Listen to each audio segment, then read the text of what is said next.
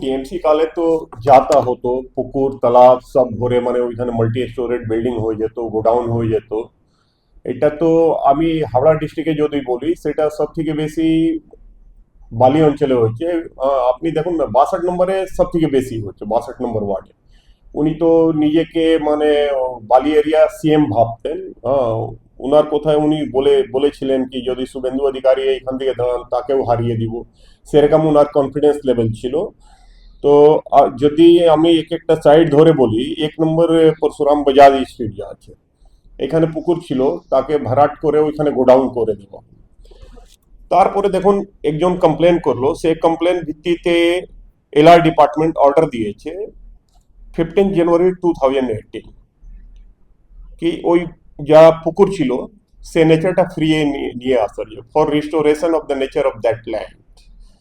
But তখন যা মানে উনি মিশ্রাজি ছিলেন, তিনি তো বাহুবলী ছিলেন, তার সাপোর্ট পেয়ে উনি আজ অবধি ওই নেচারটা ফেরত নিয়ে আসেননি। যে কোনোভাবে ওকে লিগ্যাল ব্যাটেলে নিয়ে গেছেন টু বাই দ্য টাইম।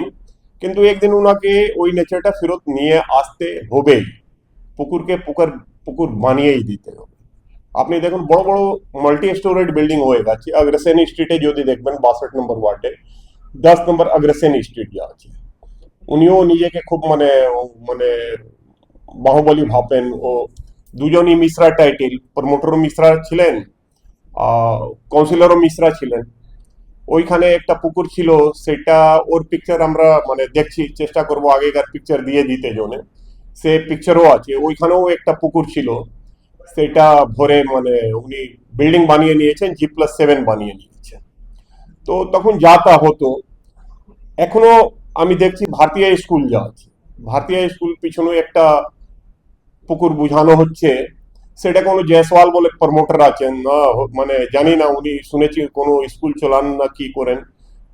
স্কুলটাও ওনার বেআইনি আছে, ওইখানেও মানে তালাব ভরে ভরাট করে কোনো কনস্ট্রাকশন করতে যাচ্ছেন। তো এসব তো হচ্ছিল টিএমসি টাইমে।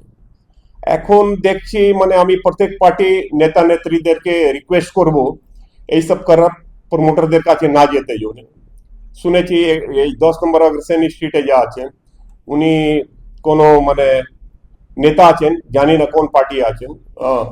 উনি এখন উনার কাছে যাচ্ছেন, কিন্তু যেদিনকে উনি ধরা পড়বেন সেদিনকে উনিও নেতাজি এমব্রেসিং সিচুয়েশনে পড়বেন। তো আমার এডভাইস আছে, নেতাজি আপনি যাবেন না। और आने वाला মানে আগামী টাইমে আমি এই পুকুর ভরাট নিয়ে একটা আলাদা আন্দোলন করব। ইলিগাল কনস্ট্রাকশন জন্য তো চলছেই, আগেও আমরা একটা এর জন্য আলাদা আন্দোলন করব। এটা প্রকৃতির সঙ্গে একটা খেলোয়াড় হচ্ছে।